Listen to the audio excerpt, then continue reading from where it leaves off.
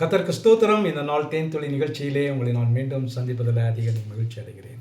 இந்த நாளிலே கூட இவர்கள் எரிகோவை மேற்கொண்டார்கள்.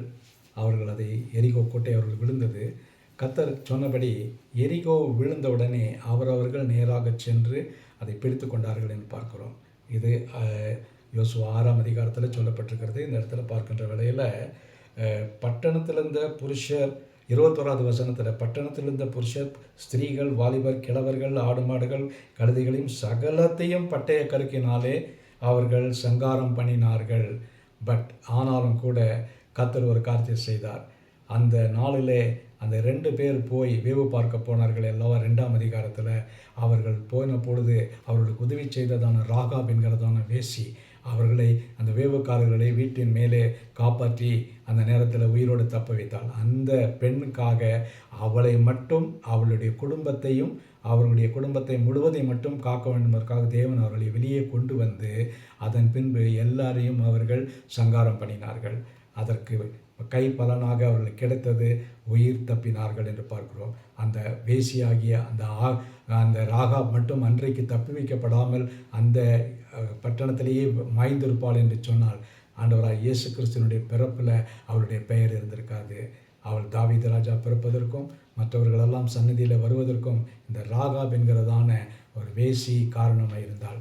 கர்த்தர் ரொம்ப நல்லவராக இருக்கிறார். அவர் தன்னுடைய இயேசு கிறிஸ்துவை இந்த உலகத்தில் கொண்டு வருவதற்கு ஒரு சந்ததியை ஏற்படுத்துவதற்காக அவர் அந்த எரிகோ பட்டணத்தில் இருந்த அந்த ராகாவை காப்பாற்றினார் என்று பார்க்கிறோம்.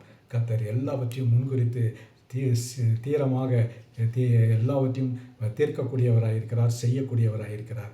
ஆகவே இந்த தேவன் நமக்கு எல்லா காரியத்திலும் நன்மை செய்ய வல்லவராக இருக்கிறார். நம்முடைய எதிர்கால திட்டங்களை கூட அவர் நமக்கு காப்பாற்ற வல்லவராக இருக்கிறார். ஆகவே அவரை நாம் உறுதியாய் பற்றி பிடித்து கொள்வோம் என்று சொன்னால் நம்முடைய வாழ்க்கையில் பெரிய அற்புதங்களும் அடையாளங்களும் நம்முடைய வாழ்க்கையில் பின்தொடரும்.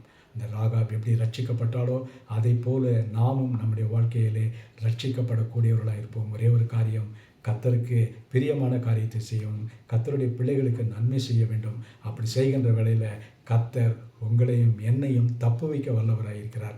அன்றைக்கி அந்த எரிகோ பட்டணத்திலிருந்து தப்பு வைத்த தேவன் உங்களையும் என்னையும் கூட இந்த ராகாபை போல தப்பு வைக்க வல்லவராக இருக்கிறார். அவளை போல வாழ முயற்சி செய்வோம். இந்த வேளையில் அவள் எப்படி அந்த குடும்பத்தை முழுவதையும் ரட்சித்தாளோ அதை போல நாமும் கூட நம்முடைய முழு குடும்பத்துக்காகவும் தேவனை நோக்கி பார்த்து ஆதாயப்படுத்தி கொள்வோம். ஜெபிப்போமா. நல்ல ஆண்டவரே, நன்றியோட துதிக்கிறோம், ஸ்தோத்திரிக்கிறோம். நீங்கள் பாராட்டின அன்புக்காக, கிருபைக்காக ஸ்தோத்திரம். அவள் ஒரு வேசி என்று நினைத்திருந்தாலும் கூட அவள் கர்த்தருடைய பிள்ளைகளுக்கு செய்த தயவுக்காக நீங்கள் ஆண்டவரே அவளை தப்புவித்தீங்க ஐயா. அழிந்து போகாதபடிக்கு அவளுடைய சன்னதி தொடர்வதற்காக அவளுக்கு செய்து பாராட்டின நன்மைகளுக்காக நன்றி செலுத்துகிறோம். எங்களையும் உங்களுடைய கருத்தில் ஒப்புக் கொடுக்கிறோம். ஆசீர்வதிங்க, வழி நடத்துறீங்க. மீட்பர் இயேசுவின் நாமத்தில் ஜெபிக்கிறேன் நல்ல பிதாவே. ஆமென், ஆமென். கர்த்தர் உங்களை ஆசீர்வதிப்பாராக. இந்த நாள் உங்களுக்கு ஒரு ஆசீர்வாதமான ஒரு நாளாக அமையட்டும். ஆமென்.